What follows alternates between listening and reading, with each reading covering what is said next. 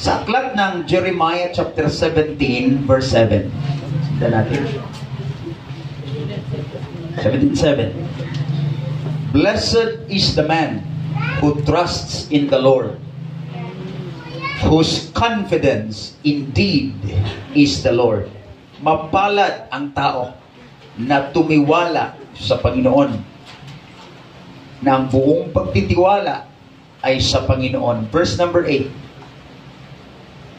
He will be like a tree. Now, nabanggit din to ni King David sa Psalms chapter 1. Verse 1. Binanggit din ito ni Jeremiah, mga kapatid, Prophet Jeremiah. Sabi niya, he will be like a tree planted by water. It sends its roots out toward a stream.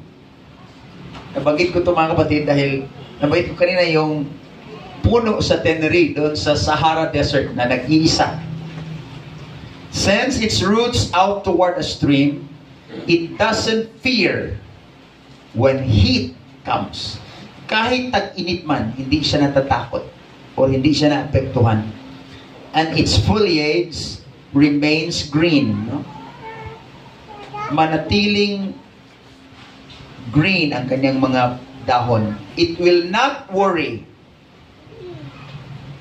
Anong nabanggit ko na term kanina, mga kapatid? Naalala niyo? African yata ini, Hakuna Matata. Nan, binanggit sa Bible. It will not worry in a year of drought or cease producing fruit. Now, minsan ganito po ang prayer. Before we pray, mga kapatid, minsan ang prayer natin ganito, Lord, sino ito nagpipray ng blessing? Lahat tayo, mga kapatid. Yung pagpapala sa Panginoon, lahat tayo nagpipray ng blessing. Pero alam niyo, mayroong tinatawag na seasons, may panahon. Halimbawa po, hindi sa lahat ng panahon tag-init. May tag-ulan. Buti na lang sa atin, walang ice, no? May seasons, may layunin, mga kapatid. Hindi sa lahat ng panahon na summer, hindi sa lahat ng panahon winter time or autumn or spring. May panahon. Ngunit, itong kapanahonan, mga kapatid, ay surface sa ibabaw. Pero yung isang tao daw na tumitiwala sa Panginoon ay parang isang puno na nakatanim sa siping, na kahit tagtuyo man, may season. Yes, may season ng drought. May tagtuyo, may tag-init, may taglamig. Pero ang sabi dito, mga kapatid, he will not worry. It will not worry in a year of drought or cease producing fruit. Before we pray, hindi ko alam ang panahon meron kayo ngayon. Maybe it's drought, maybe summer, maybe winter time, relationship or whatever. May ibang kapanahonan meron tayo ngayon, mga kapatid. Rainy, sa ating panahon ngayon, tag-ulan. Spiritually, iba-iba din ang panahon. Ngunit nais kong i-encourage ang bawat isa ngayon, God in different seasons. Ang Diyos sa iba't ibang kapanahonan. Purihin ka, Panginoon. Dakila ka sa umagang ito. Narito kami upang purihin ka at sambahin. Nalalaman mo po at nakita mo ang bawat isa ngayong umaga, Panginoon. Sa ilang sandali, Panginoon, ay aming pakinggan ang iyong pangungusap. Mangusap ka sa aming mga espiritu at sa aming kaluluwa, Lord. Buksan mo ang aming mga pandinig ngayon. Hayaan mo yung banal na espiritu ang siyang mangusap ngayon sa bawat isa. Hindi alam ng iyong lingkod, Panginoon, ang kalagayan ng bawat isa ngayon. Ngunit ikaw na aming sinasamba at pinapasalamatan. Lumikha ng lahat ng bagay. Nakita mo lahat, Panginoon. Kaya lumalapit kami sa iyo. We worship you, Lord, today. Have your way, Lord. In Jesus' name we pray. Amen. Amen. Purihin mo na natin at sambahin siya, mga kapatid. Yes, Lord, you are God. You remain the same, Lord. You are yesterday, today, and forever. I worship you, Lord. In Jesus' name, pwede tayong umupo, mga kapatid. God in different seasons. Iba-iba mga kapatid, may panahon, no? Maging sa nilikha at creation ng ating Panginoon, bakit siya naglagay ng buwan, no? Ang purpose, kung basahin natin ang buwan, ay for times and seasons, no? Di ba, merong, kung nakatira tayo sa, kung na-observe natin yung dagat, merong high tide at saka low tide. Yun pala, ang purpose na kung bakit merong high tide at saka low tide, yun palang pull ng gravity. Kapag malapit ang buwan sa Earth, malakas ang hatak. Ang buwan, di ba? Di ba ang buwan, umiikot yan sa Earth? Di ba mayroong high tide at saka low tide? Mayroon siyang tinatawag pala na apogee at saka perigee. Yung apogee ay yung malayo siya sa Earth. Yun yung dahilan na medyo mahina lang yung kanyang hatak. Mayroong high tide. Pero pag malapit pala siya, hinahatak niya yung weight ng Earth. Kaya mayroong high tide at saka low tide. Maging yung tilt. Ang Earth kasi, pag umiikot siya, hindi lang nakaganon. Naka-steady. Yung palang ikot natin ay pag ganon. Ang purpose pala ay season. Di ba may papansin natin minsan yung sunrise, akala, di ba ito, may landmark tayo ng Mount Arayan. May panahon ang sunrise doon banda, may panahon din na ang sunrise ay nilihis siya. Napansin niyo yun? Kung mahilig tayong magpansin, mga kapatid. So may time na gano'n. Dahil yan sa tinatawag na tilt ng Earth. At ang dahilan doon mga kapatid, kung basahin natin ang Genesis, nilikha ng Panginoon lahat ng ito for times and season. Para sa panahon at kapanahonan ng time at season. So kung sa paglikha ng Panginoon, nag-design siya ng kapanahonan for a purpose, for a reason mga kapatid, ganon din tayo. Kung bakit may season ang buhay natin. Hindi ko alam. Hindi ko na kayo tanungin mga kapatid, anong season? Baka 4 seasons sa inyo, sabay-sabay. Masarap na yung 4 season mga kapatid ng drinks. Juice. Pero iba-iba mga kapatid, ang kapanahonan. Bakit pinahintulutan ng Diyos? Dahil mayroon siyang layunin. Amen. Halimbawa, no? Sa ibang bansa na meron silang winter time, ayaw nila yung winter, lalo sa mga farmer, dahil hindi sila makapagtanim, of course. Sa panahon ng winter time, sabi nila, kailangan nila mag-imbak ng maraming pagkain sa kanilang mga refrigerator. Meron akong nakausap, sabi niya, Pastor, meron kami Bible study sa Angeles. Isa doon sa nag-work, nagpa-pray. Nakapunta siya ng Norway. Nag-abroad. Tapos bumalik siya 2 years ago. Naka-uwi siya, bumalik siya, umattend siya ng Bible study. Doon. Basta nagkwento siya. So doon sa Norway, mas malamig sa labas kaysa sa refrigerator daw. Yung temperatura daw sa labas, mas malamig. Kung saan sila nagtatrabaho, yung lamig ng ref daw, mas mainit. Ganon nila kaysa temperatura sa labas. Parang ganun. So, sabi ko, trahedya yata yun. Akala natin okay yung lamig. Parang tragedy yun, no? Bandang Norway. Pati lahat. Amen. Bakit? Sabi ng mga farmers, after daw ng winter pala, mga kapatid, mapapansin nila kapag tapos na yung winter, springtime, ang mangyayari pala, binabalanse ng winter time ang lupa. Si ma'am nasa DA siya. Sa agriculture siya. After pala ng season, kapag taglamig, yung di ba meron tayong tinatawag na NPK, nitrogen, potassium, ano yung K? Phosphorus, ito? Phosphorus. Binabalansin ng season na yon after. Kaya pag nagtanim sila after ng winter time, maganda yung tubo ng pananim. Amen. So yung season pala ng buhay ng pinahintulutan ng Panginoon, pagkatapos na lumagpas yan, it could be, pag nalagpasan natin yan, yun ang fruitful days natin sa buhay. Amen.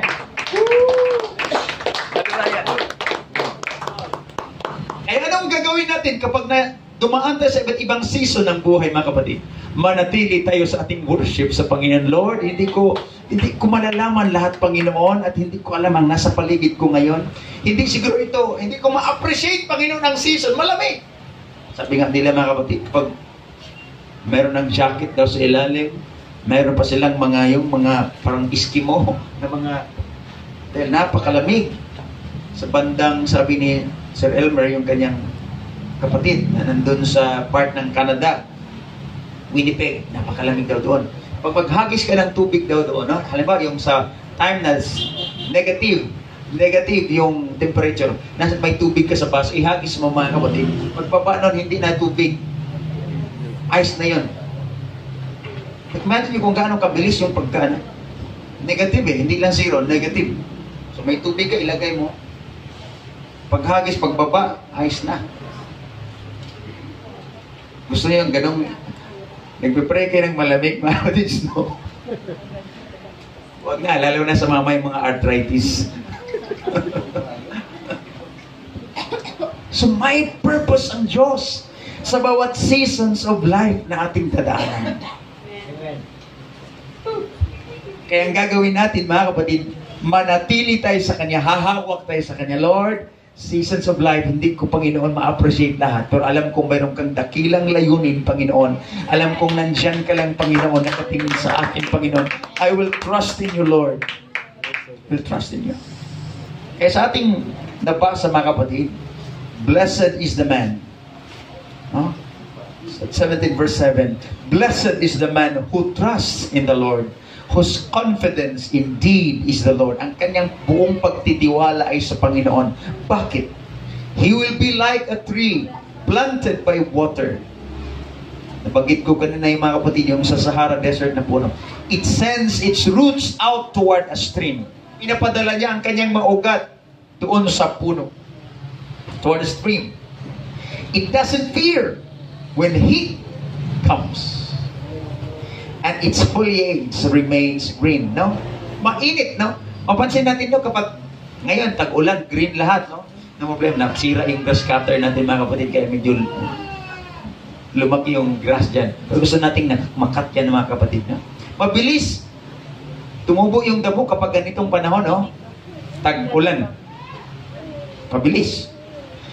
Pero kapag tag-init naman, mga kapatid, mapansin natin kapag tag-init, parang yung paligid natin ay patay yung mga damo. Delikado nga yung iba, pag nasa daan, naalala ko naman, mga kapatid, sa Mindanao, yung may El Nino. El Nino. Mga kapatid, yung mga baka doon ay nilagyan nila ng goggles.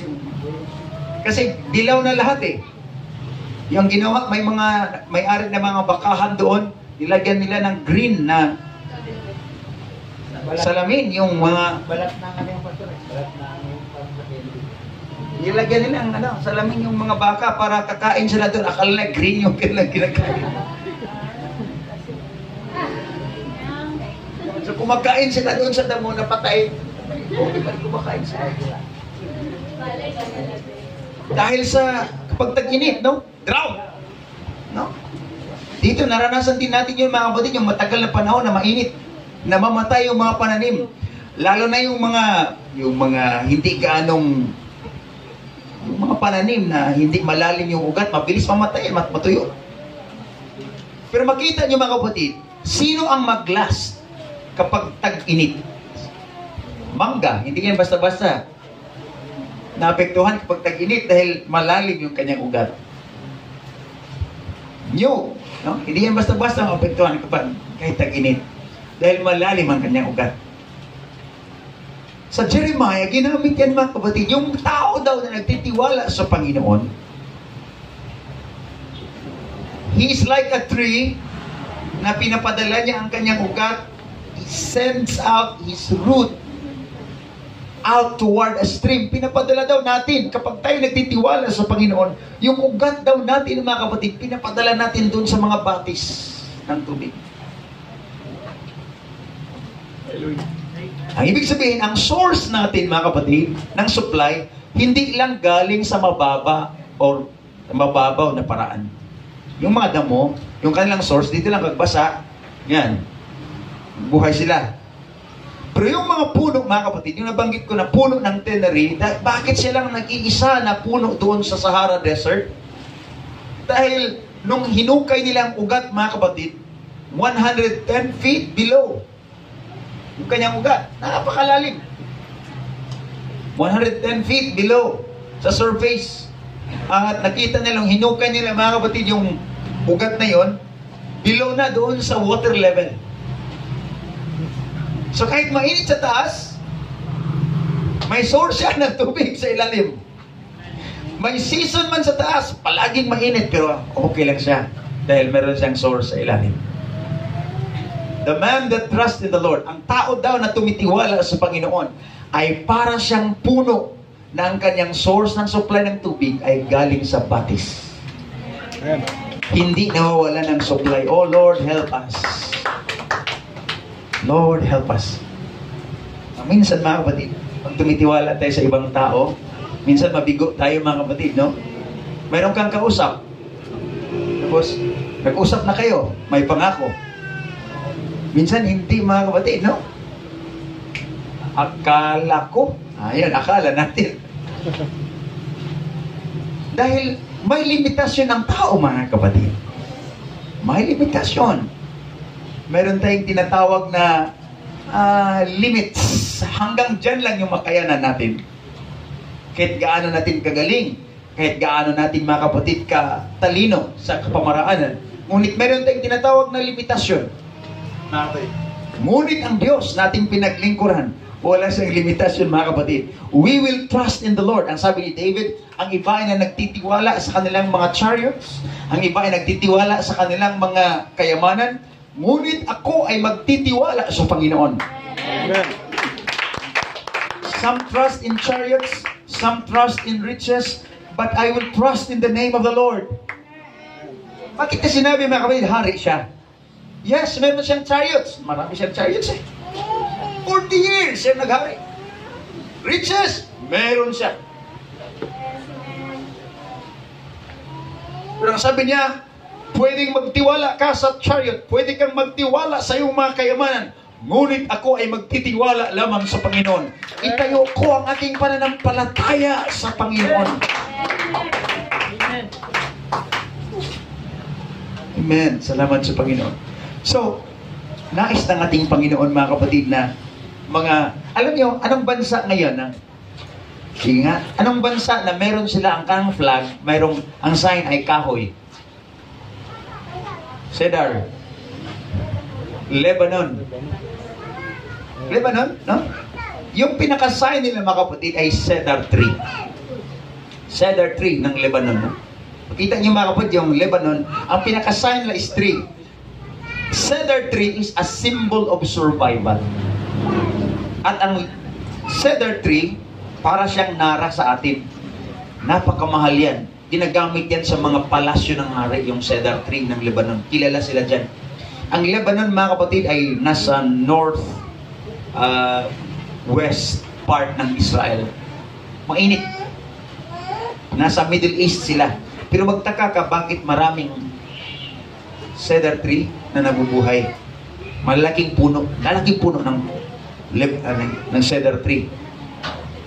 Kahit mainit, dahil yung cedar tree pala mga kapatid, yun nga, isang uri siya na kumukuha siya ng source sa ilalim.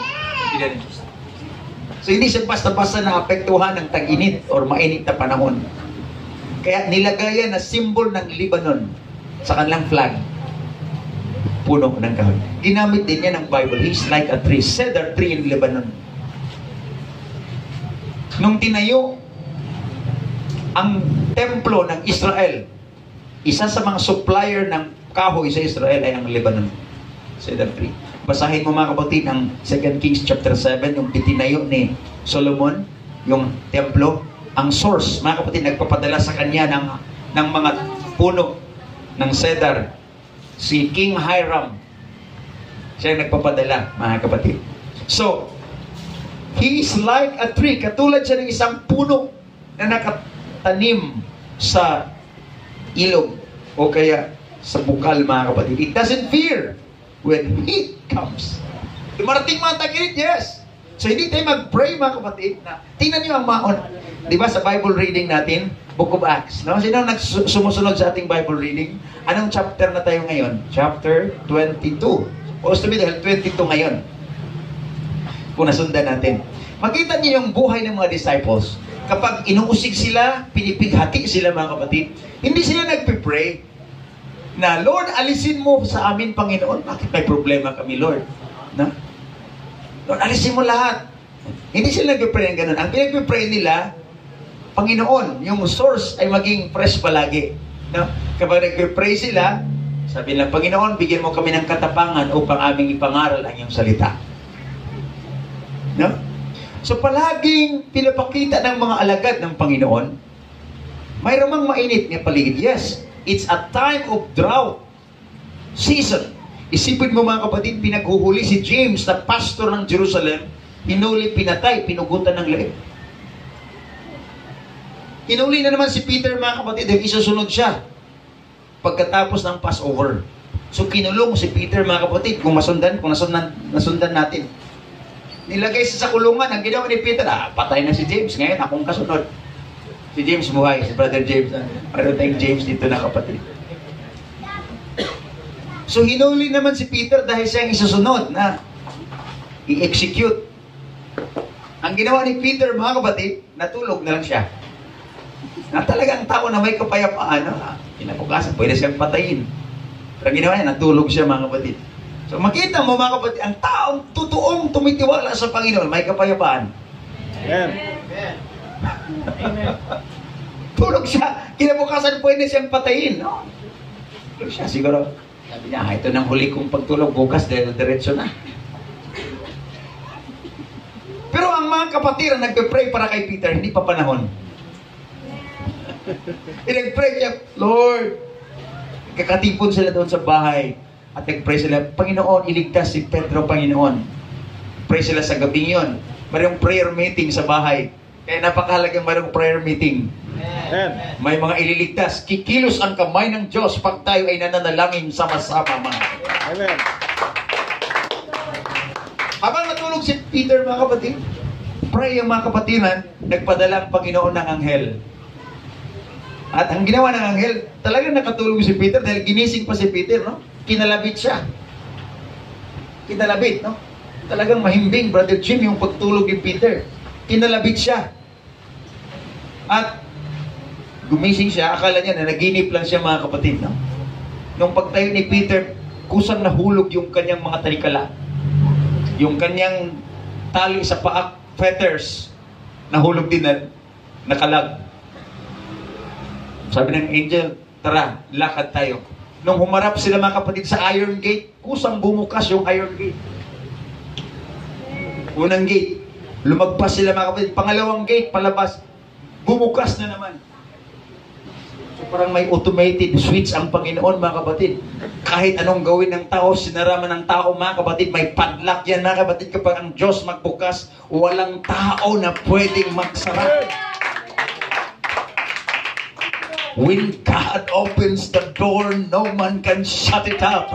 When kapag kikilos ng kamay ng Panginoon, walang sino mang magpigil mga kapatid.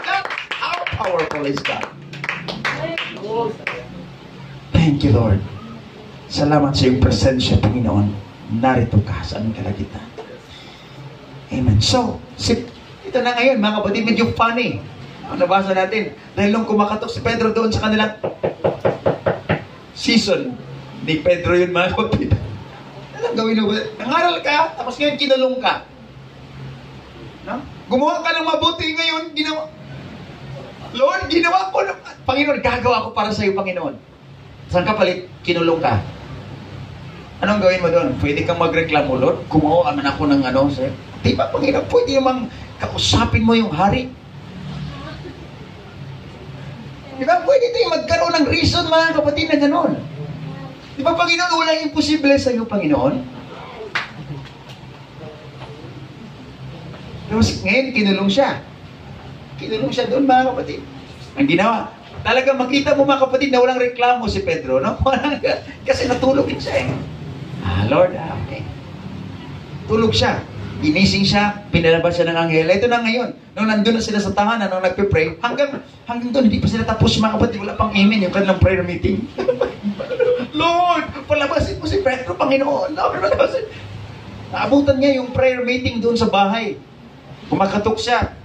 Tapos mayroong isang dalagita, mga kapatid. Anong pangalan? Binasa pa natin yung ating Bible reading. Rhoda, ano? Talaga ni-review ko lang yung ating Bible reading, mga kapatid, no? Binuksan na. Tumingin si Rhoda, mga kapatid, at ang sabi niya, habang nagpe-pray yung kanyang mga kapatiran, yung mga kapatid, andyan si Pedro, andyan siya sa pintuan, kumakatok. Sabi ng iba, habang nagpe-pray, hindi yan si Pedro, anghel yan ni Pedro. So, may mga nananalangin na walang pananampalataya sa kanilang pananalangin. Nagpe-pray ng, Lord, iligtas mo si Pedro. Nung niligtas na Pedro, mga kapatid, hindi sila makapaniwala. 2 beses ginawa ni Rhoda yun, mga kapatid. Si Pedro yan. Anghel yan ni Pedro. Patuloy tayo sa prayer. Nung kumatok si Pedro, mga kapatid, binuksan nila. Si Pedro nga. Alam niyo, ang Panginoon talaga, no? Kinukonsider niya, tinitingnan, mga kapatid, pati yung ating pananampalataya, kahit maliit, ino-honor ng Panginoon. Amen. Amen. So, trusting the Lord, pagtitiwala sa Panginoon ay napakahalaga. Now, bakit ko sinasabi ito, mga kapatid? Dahil yung ating pagtitiwala sa Panginoon, pananalangin natin, minsan may mga hadlang yan. Amen. Napansin ba natin minsan, mga kapatid, yung faith natin ay mataas dito? May panahon din ang faith natin ay narito.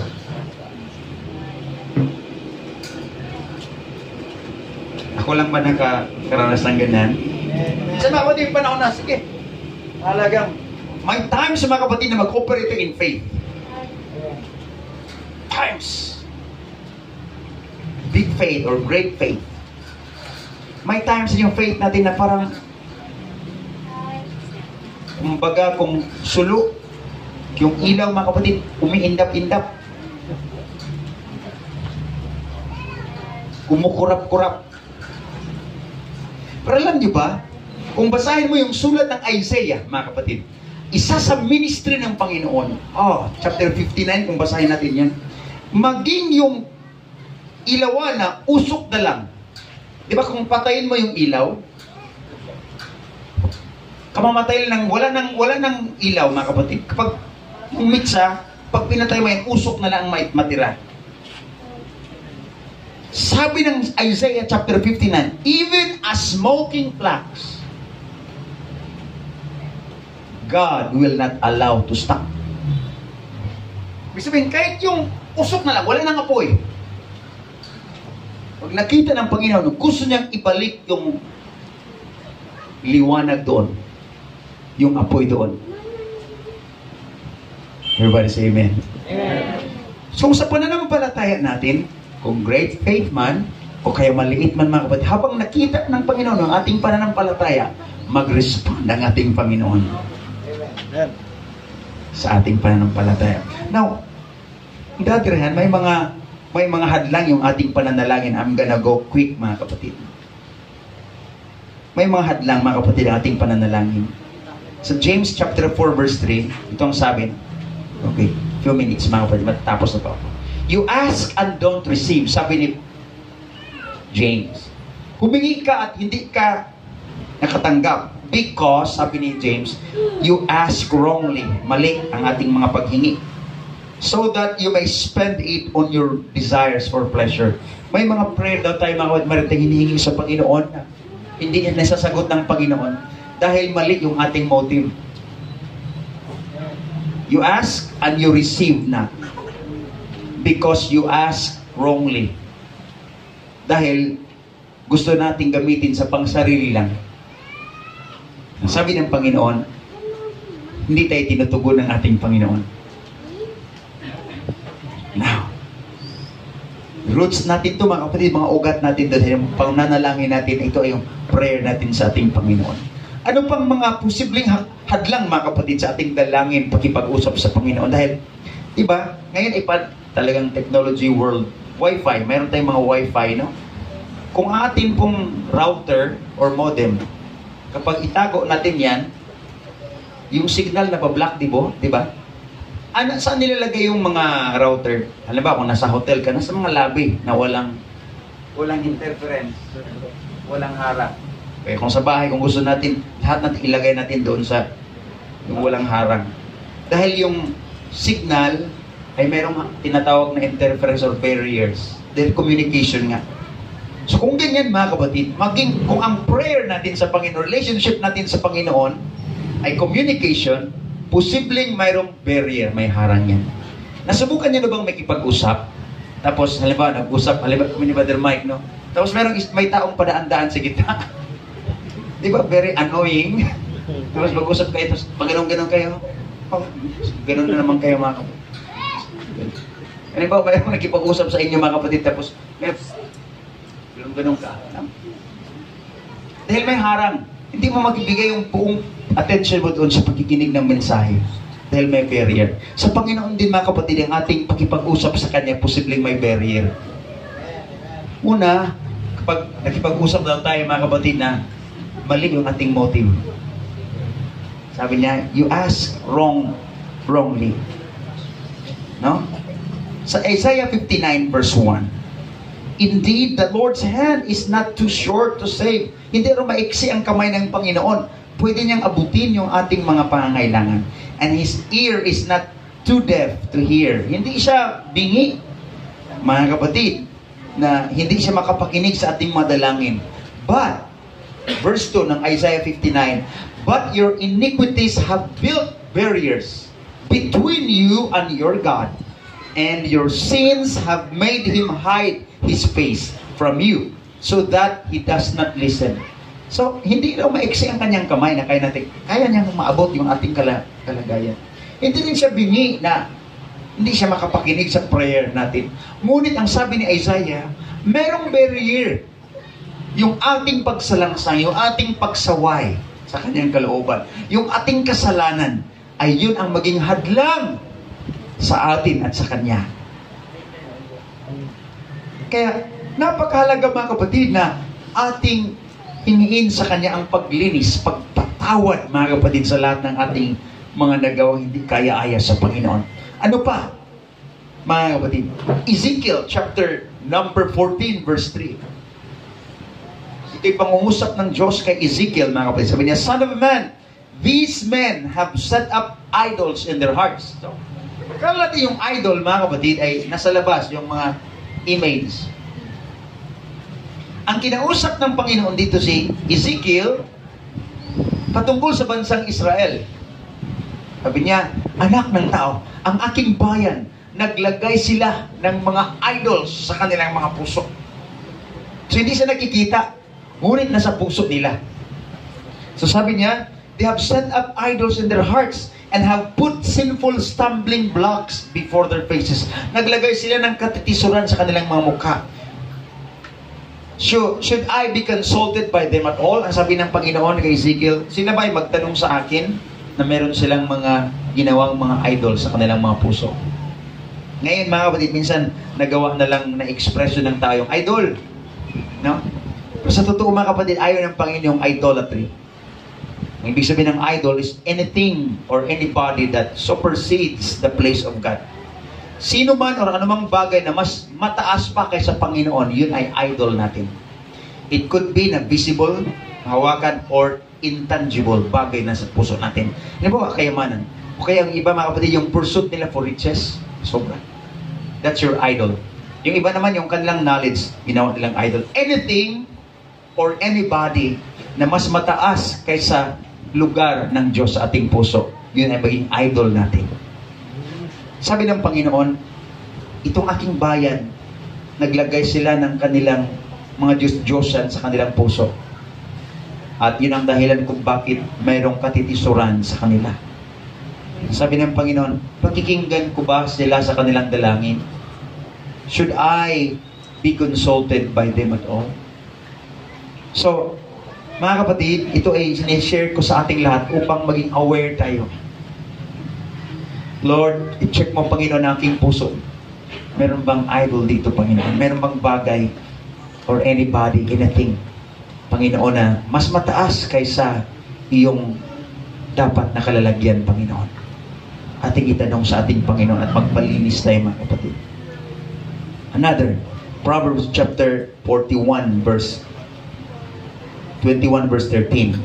The one who shuts his ears to the cry of the poor will himself also shall call out and not be heard. Kapag daw tayo isara natin ang ating mga pandinig sa mga taong humihingi ng tulong, mga kapatid. Kapag able tayong tumulong, may panahon mga kapatid na tayo ay hihingi ng tulong ngunit hindi tayo makatanggap ng tulong. Help. The one who shuts his ears to the cry of the poor will he himself also call out and not be answered. Yan ang sinabi mga kapatid ng Proverbs chapter 21 verse 13. Sinabi din mga kapatid ni King David sa 41 ng 1 ng Psalm. Happy is one who cares for the poor. Kapalad ang taong pinapansin niya yung nangangailangan, yung tukha. The Lord will save him in a day of adversity. The Lord will keep him and preserve him. He will be blessed in the land. You will not give him over to the desire of his enemies. So yung mga, kapag ginagawa daw natin mga kapatid, kaya nga, pinatarget natin, meron tayong feeding program, mga bata. Kahit hindi man large scale. Minsan, nagbibigay tayo mga kapatid tuwing may pasukan sa kamakayanan natin. Dahil sinabi ng Biblia mga kapatid, kapag ating pinapansin ang pangangailangan ng mga dukha, pagpalain tayo ng ating Panginoon. Bakit natin gagawin yan? Dahil ang tao mga kapatid, yung original nature ng tao, gusto natin na sa atin lahat. Selfish ang tao mga kapatid. Akin to. Sa akin yan. Tingnan yung bata mga kapatid, yung bata pa. Kailan matuto ang tao mga kapatid na hindi na siya selfish kapag mature na siya, may family, no? Nagtatrabaho tayo, hindi na sa ating sarili, para sa iba. Brother Jim, no? Nagpupuyan tayo, hindi dahil sa ating sarili, para sa iba na. Yung ating, maliban na lang kung nagpupuyan tayo dahil walang kabuluhan. Pero kung dahil mayroong nangangailangan mga kapatid, ginagawa natin. Pero sa nature mga kapatid, tayo ang tao mga kapatid ay selfish. Gusto natin sa atin. I, me, my, mine.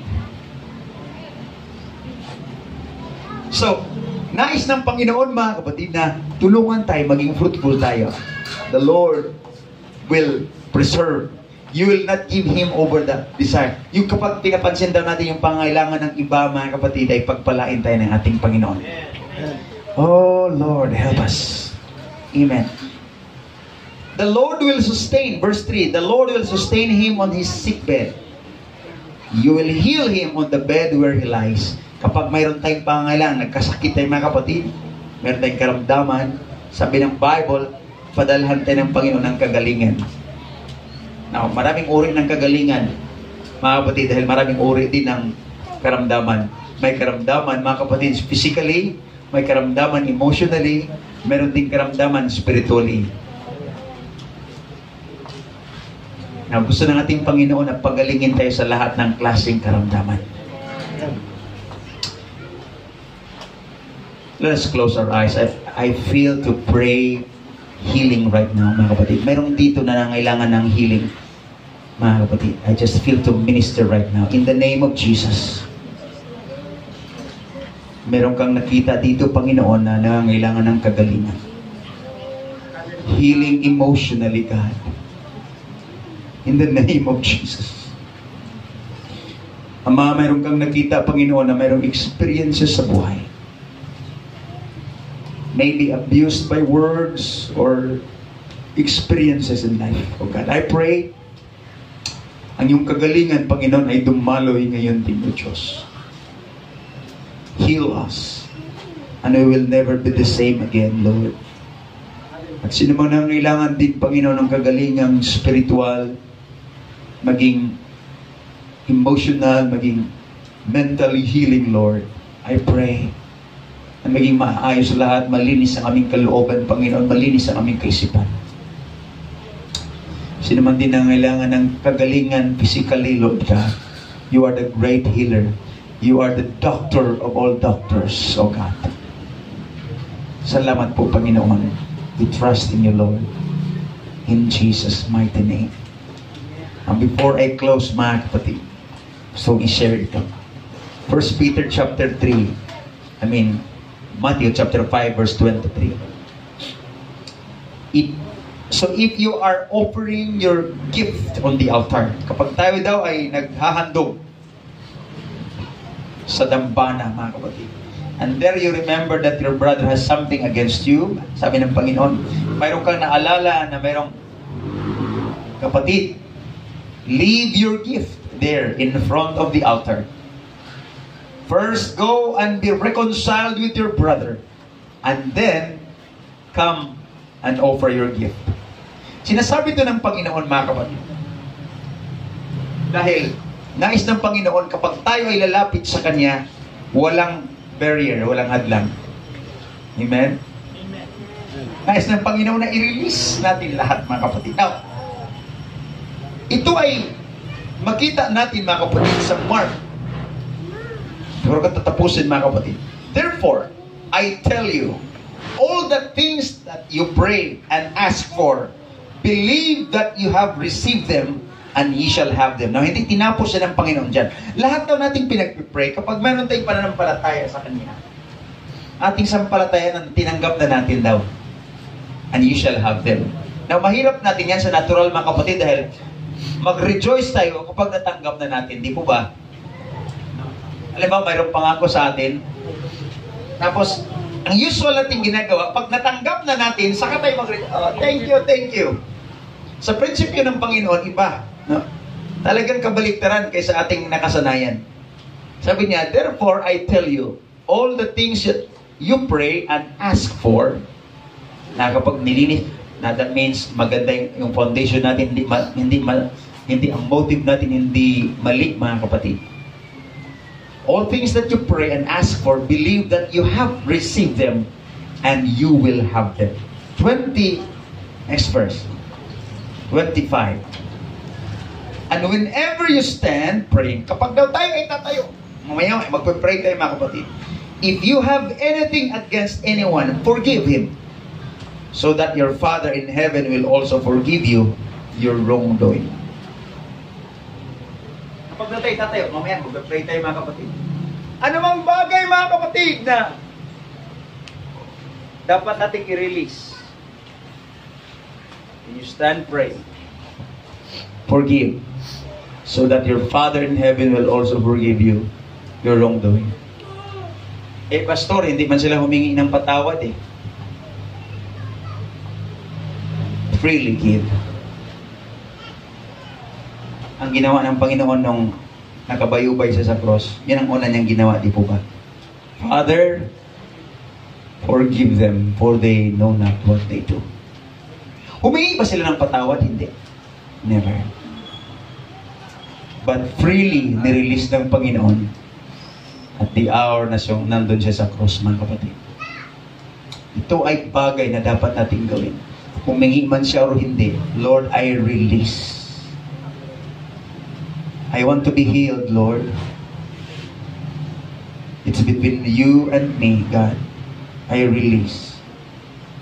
I release all these things na hindi ko alam, mga kapatid. Kaya nabanggit ko ka na, I felt led by the Holy Spirit. Sinabi ko ka na iba-ibang season sa ating nadaanan ngayon, mga kapatid. Hindi ko alam anong season meron tayo sa buhay. But when you stand praying, forgive, so that your Heavenly Father will also forgive you of your wrongdoing. Tumayo tayong lahat.